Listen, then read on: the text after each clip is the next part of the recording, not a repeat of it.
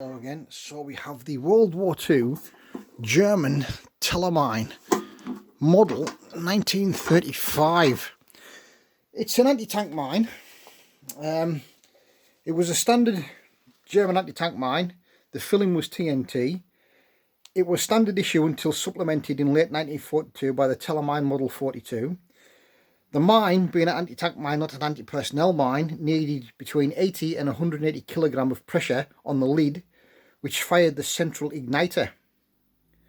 Now, what made this mine different from the predecessor mine is that this mine had the ability to have additional pull igniters to be screwed into the base and the side and anchored to the ground or the mines to act as anti-lifting devices. Now, your standard anti-personnel mine needed around 6 to 8 kilograms of pressure to set it off, i.e. a soldier's foot. Anti-tank mines, 80 to 100 kilograms. So a soldier standing on that, it's sprung loaded. So a soldier standing on that would not set it off. The main detonator fuse has 2 screws, one for safe and one for arm. And what would happen would be your British soldier will be issued with a specific mine probe, or certain engineers would be. It would be like a walking stick thing made of metal. I believe it was still being issued up to the Falklands War. But these mine probes had the ability of getting accidentally lost or discarded. So in 1944, there was a modification to the British 37 pattern entrenching tool handle. In that, they had these little adapters fitted to them, which looked like the adapter for the bayonet for the number 4 rifle. And so the number 4 rifle had something similar to it. And that's what it was for.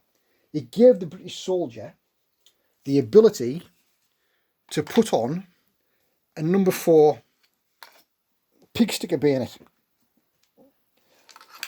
Now, this pig sticker bayonet, today, has been painted black post-war for parade use, to look nice on a soldier's belt.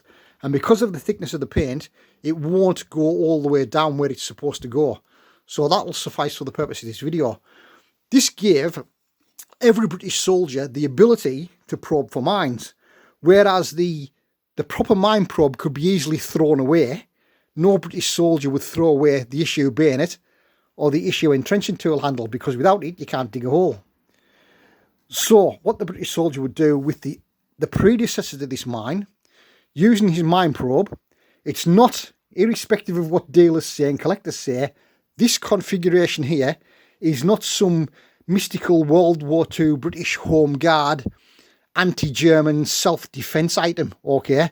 It's not rare, it is a mine probe, it's not a Home Guard self-defense weapon. So what the soldier would do would prod around, and because there's no anti-handling devices fitted to the predecessor to this mine, would simply pull it out of the ground, put it to one side for the engineers to disable. Germans got wise to this, so the Germans brought out the M35 mine. Oops, he said knocking the camera all over the place.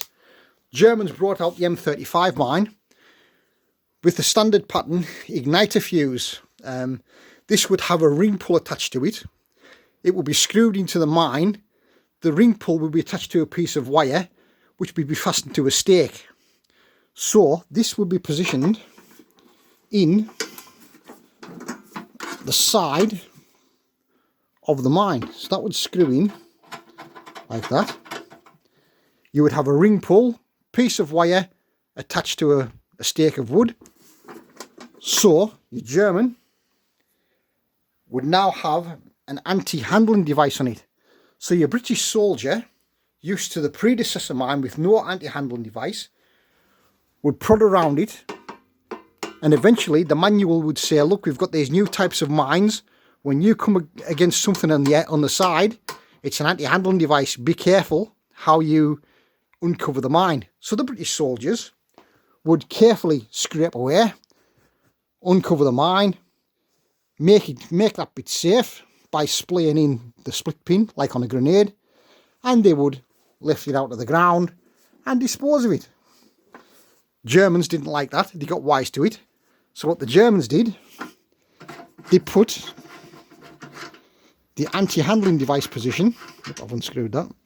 They put the anti-handling device position now under the mine in the bottom.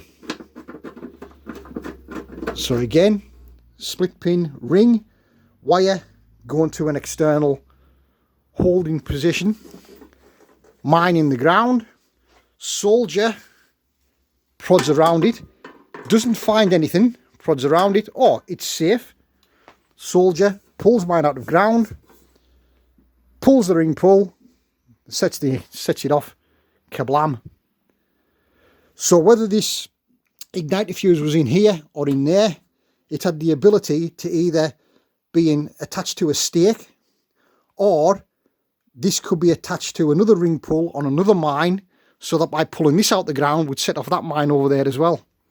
So quite a nasty little piece of kit. And these were everywhere.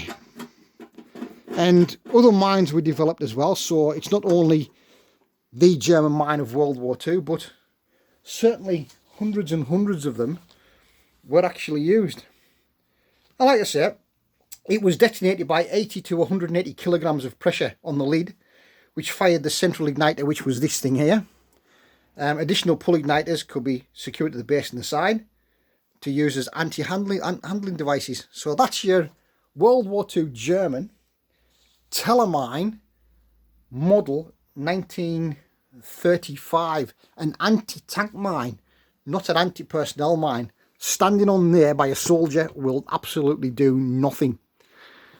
So yeah, and the standard pattern igniter fuse, which kind of screwed in there, or it's screwed in the bottom, as you've seen. Bye for now.